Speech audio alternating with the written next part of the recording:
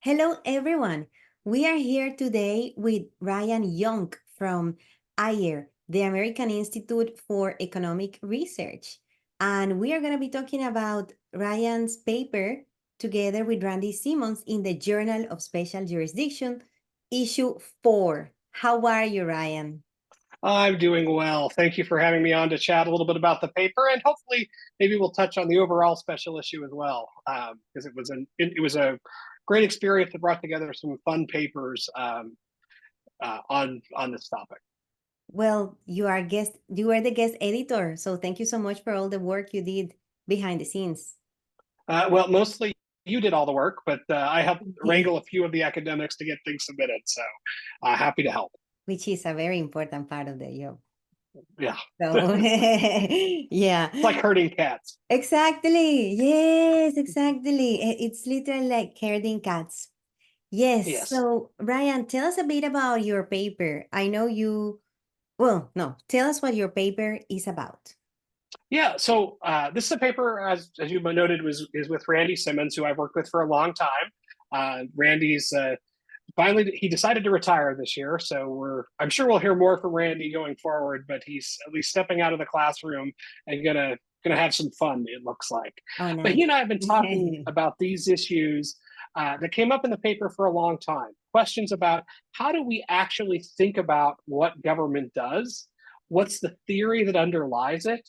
And one of our big questions was, why do we always default to what we call the public law? Or this Yes. notion that somehow there should be a series of regulations or a series of statutes that tell us exactly what can and cannot happen. Yes. Um, and at its core, that's really, I think, what many of the discussions about special jurisdictions or alternative governance are about.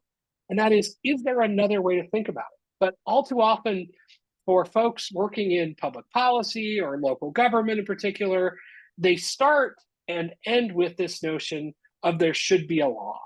Yes. And that's the only way. There's one way. Yes, there's one way, and they have that set of tools, and they're not great tools. And even some of them will admit that they're not great tools, but that they're the tools they're going to use because it's what they're familiar with.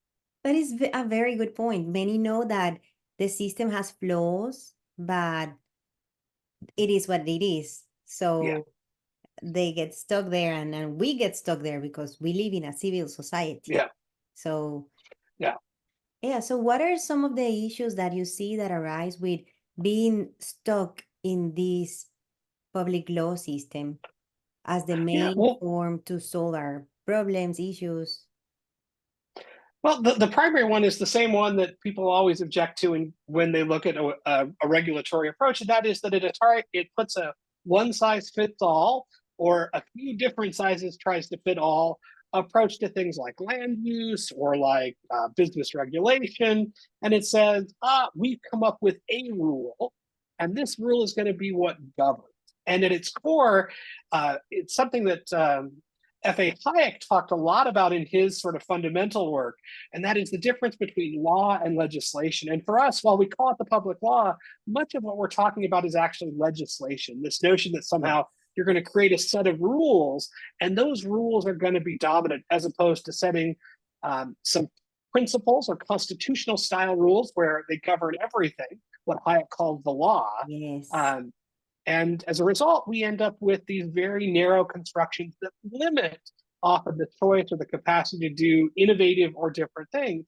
And that's, I think, part of, at its core, as I said, what special jurisdictions or alternative governance or whatever we want to call that big milieu of alternatives is asking the question, is this in fact the only way? Are we stuck with a system of legislation that creates a rule and then tries to apply it?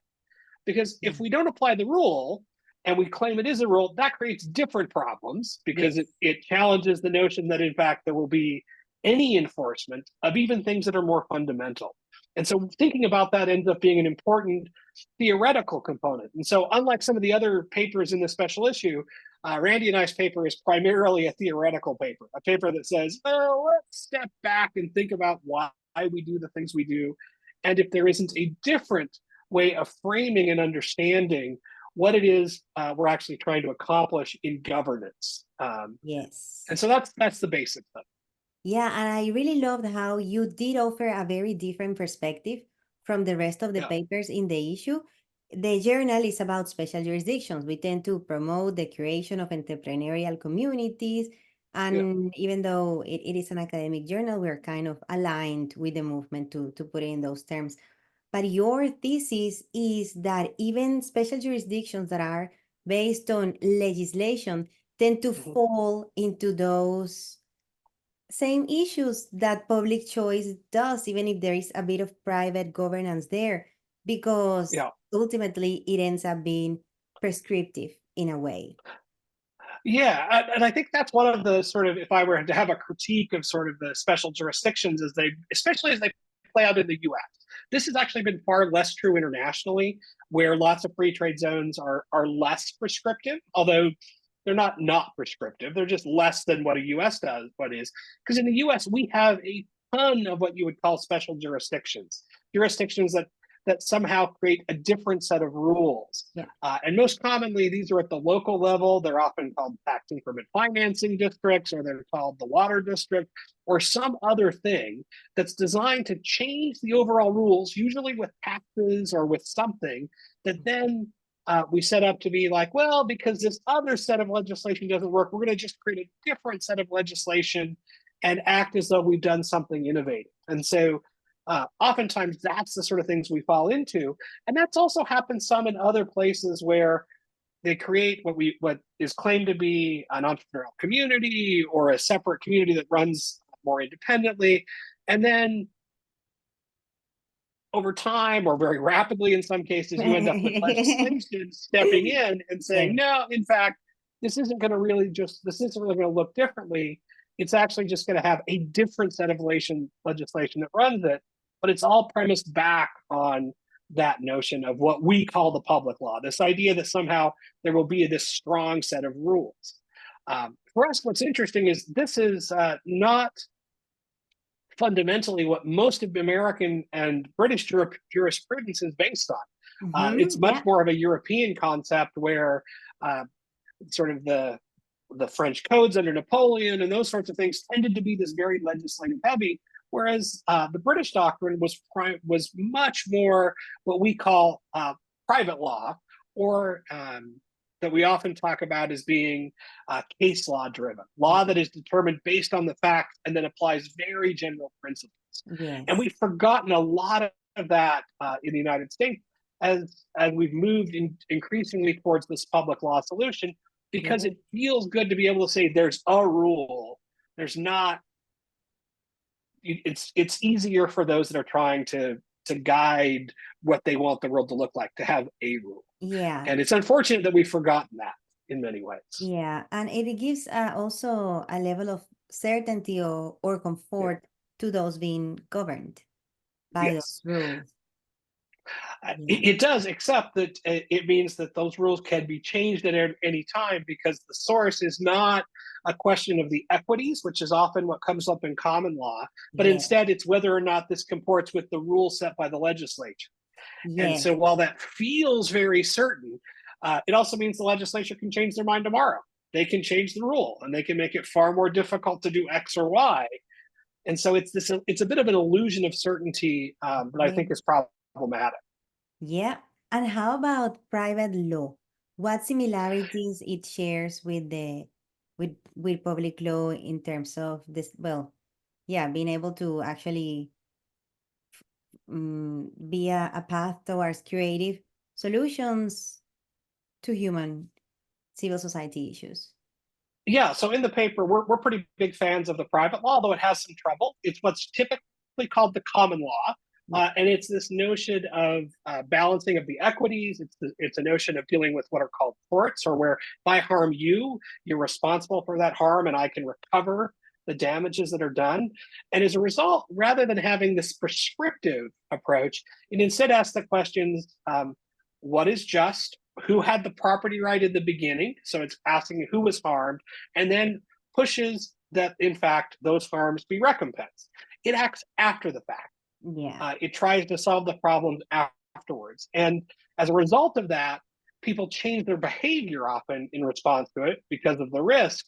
But it also falls prey to things like the same public choice problems, where if you can, if the overall arching rules are set up in a way and the property rights are badly assigned, you can then use the private law Yeah. in some negative ways.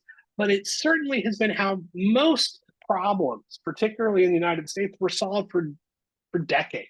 Yeah. And you Was give by many, the private law. and you have several interesting examples in your paper about, I, for example, let me see. Well, instead of me trying to find it, why don't you share with our viewers some of the examples that you have in the paper? Yeah, so a couple of, I think, the examples that illustrate this sort of really well almost always have to do with neighbors trying to live together. In fact, we've called this problem the bad neighbor problem before. An earlier draft of this paper was actually titled the bad neighbor problem. It was a little too Oh, I cute to like actually that. make it through the Oh, publication process in most places. But it really said, so what do you do with the bad neighbor? So we can all think of bad neighbors that we've had, and all these different approaches give us a different way of dealing with it. So in one instance, so if you have a neighbor who has a tree that's falling over onto your property, well, you'd call the city and say, the law says they have to maintain their tree. uh-huh. Okay, so you'd ask the city to enforce. Yeah. Under private law, it would be, well, up until the point where that tree harms your property, there's nothing to be done because you haven't in fact been harmed. Yeah. And then we get into two other types of what we call approaches to governance: civil society and what we call the market, which is really where we get to truly private governance. Often is Yeah. in civil society, in the market, and that is, turns out, if we're going to go to the law, we usually have gone to private law, but most of the time we don't deal with bad neighbors by suing them or by calling the city on them. Usually when we do that, when that's where we end up, things are bad. Yeah. Instead, what we tend to deal with is through what we might call civil society, having a Yeah. conversation with them, Yes. trying to work it out, or actually saying, that tree's about to fall on my house. How about we split the cost of taking the tree out? That's a market Uh-huh. solution. That's a Yeah. solution that doesn't involve either the private law or the public law or even civil society necessarily, but it becomes a market solution. Yeah. And we can think of a million different examples where we could apply these things or where one would work and another wouldn't. But our larger point is that we continually start to default back to the public law. We Yeah. see a thing we don't like, and we say there ought to be a law. Yes. We all do Yeah. it. Even my deeply libertarian Yeah. soul will do this periodically.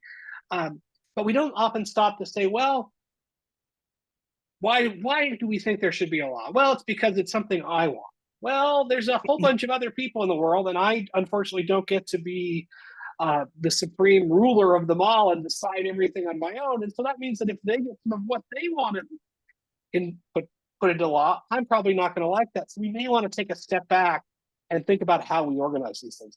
And actually, I think that's been one of the blind spots at times for folks trying to set up these sort of autonomous or entrepreneurial communities. Is they identify all the things they don't like and they try to set the community up around it. And that works really well when they're a community of one. It Yes. doesn't work so well as soon as Exactly. Yeah.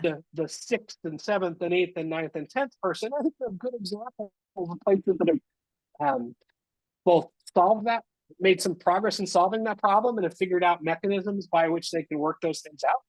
And sometimes they go straight back to what we would call public law. They just become the rules of the homeowners association. Yes. Or they go to private law where people can be fined or they can sue each other, or they build civil society. And there's only a few I know of that have actually implemented the market approach to those things. And as a result, there's really lots of ground for folks that care deeply about these things to explore and think about what are the different ways of setting them up. Do we simply have to just take the structures of the state and its public law approach or Hayek's legislation and simply give it a different source? So instead of it being the legislature of elected folks, it's the group that forms the homeowners association. I'm not Okay, convinced Murray. that's necessarily better.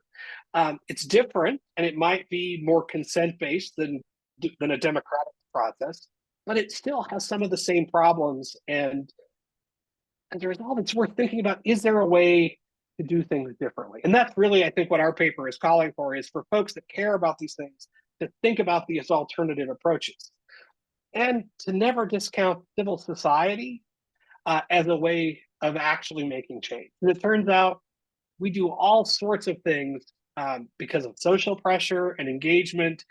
And we think about whether or not we really want to go have the fight about the tree that's dropping branches or dropping acorns on our Mm-hmm. property, because we're still going to live next to that person for a long time. Yeah. And those sorts of things begin to give us ways to think about it. And so instead, what do? Lots of times what happens is we talk to the neighbor. We get to know them, and then we're able to work things out without the intervention of the state or the homeowners association or whatever. It is interesting because as you were talking about how we should think how to organize societies in a different way and how the model works for n equals 1, I was thinking, Yeah. okay, so what if n equals 1000 and it actually works? Yeah. But then there's the other issue that these startup societies, they want to be, many of them at least, recognized or have some level of legitimacy Mm-hmm. externally. So if you do not conform also to the traditional approach that is more public law related, then you are just seeing, you're not going to be taken seriously as a startup society Yep. by the established legacy systems. Yeah. So, Yeah. So I really hate the term startup society, because often what they're describing is startup state. They're wanting to create a different state than what they currently live in with a different set of rules. And that can be a very productive approach, because interjurisdictional competition in terms of the rules that they do legislate is important, and it yeah, matters quite a lot. But yes, it's not really a startup society, because societies don't emerge because government sets rules or other governments recognize them. They yes, come about because of the deep networks that come to be between people that yes, share a common understanding and some agreement in the common rules of the game native. So it's not that a society, you don't create a society by drawing lines on a map. yeah. If you want to, we can look at the entire history of the British Empire, and it turns out drawing lines on the map don't create societies. No, That it creates creates the countries. opposite. Yeah, yeah, Yeah, yeah, yeah. it creates countries, but it doesn't do anything to create some sort of cohesive um, set of people with common goals, with common values, with common desires. That emerges different, Yeah, and that's, I that think, one of the major emerging. lessons. It emerges. Right. It's to me, to my mind, it's a very Hayekian concept.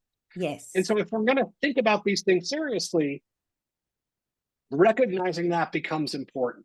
Yeah. And whether we're doing a special jurisdiction, and then this ends up meaning that you may actually, depending on what it is you're doing, you may want public law. If you're a special economic zone inside an established country, you're going to have public law as Yeah. one of the major things. Yeah. That's a reality. So that becomes one type of special jurisdiction. Yes. If you're trying to be a startup society, then simply adopting a different set of public law doesn't get you there. Uh-huh. If you're trying to set up a more autonomous community within a set of rules, then civil society and market solutions might work. But what's underdeveloped in the literature is that exact part of it, this theoretical base. We have lots of really great designs for these things. We have lots of really great practical examples, but not a lot of thinking about what is the thing itself. So to borrow from Vincent Ostrom, who loved to say, whenever somebody would say the term government, he would respond with, "What is this thing you keep calling government?" For us, I think it's worth asking the question, especially as folks that care about special jurisdictions or alternative governance, what is the thing? What is it you're trying to do? And then Mhm. think about what are the ways in which you can achieve that. And do we always have to default back to the public law or private law or something else? And it turns out almost every successful country ends up mixing those four things together in some meaningful way. The US has public law, it has Mm. private law, it has civil society, and it has the market functioning.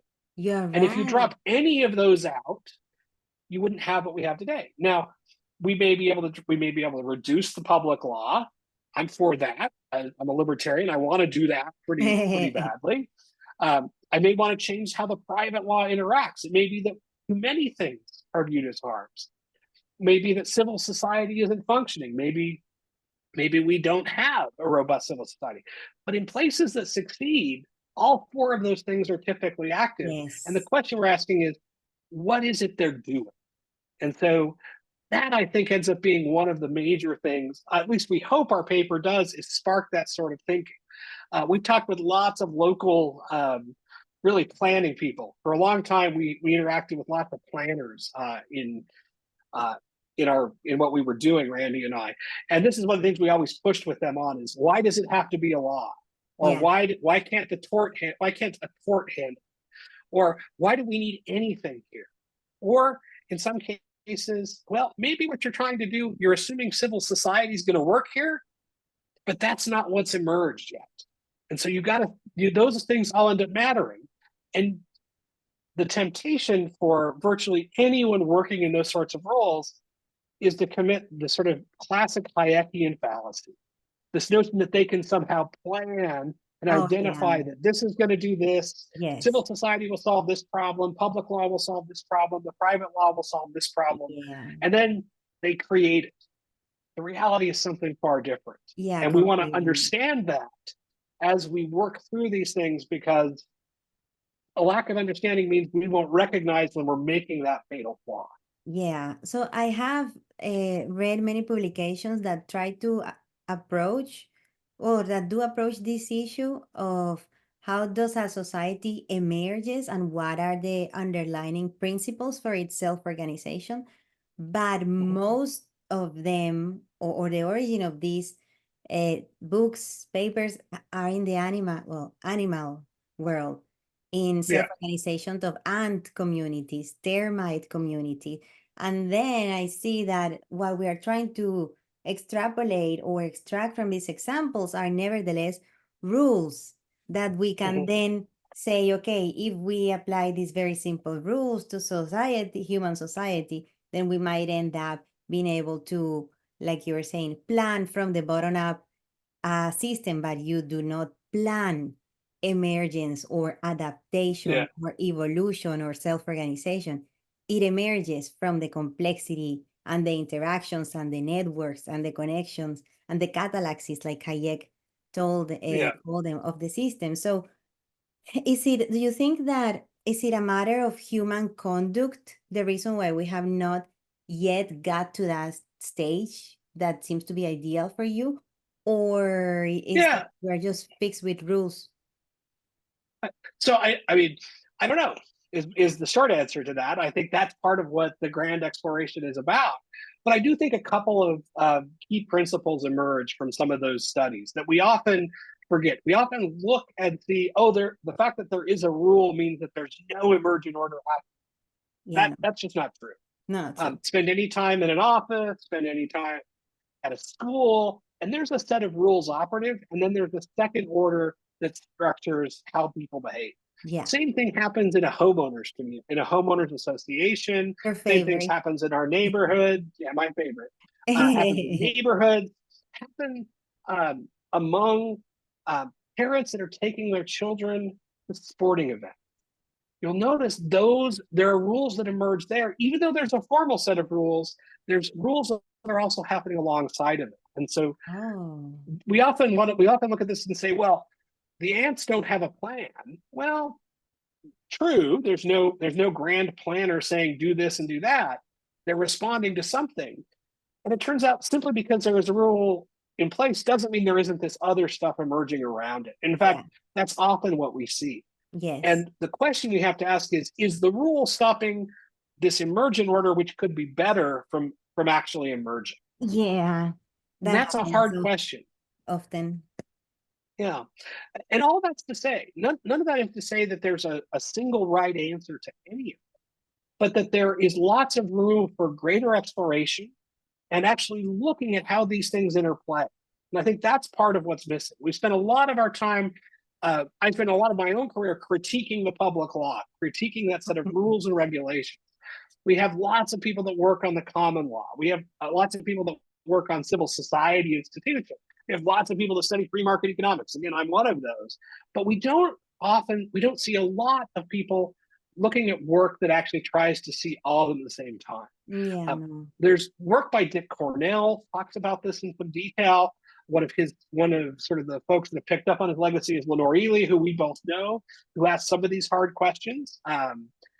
But there's a dearth of this work. And so part of what I think is important is that people pick it up and marry the practical with the theoretical in a meaningful way.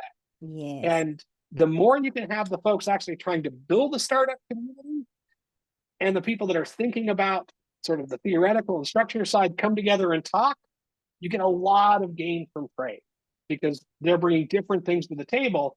And one of the things I think the theoretical side can do is actually bring some of these big questions to the folks doing practice and say, you might not just need a rule. There may be something else. And then they can come back and say, yeah, we tried no rule in that instance and it didn't work. Yeah. And then you can have that conversation.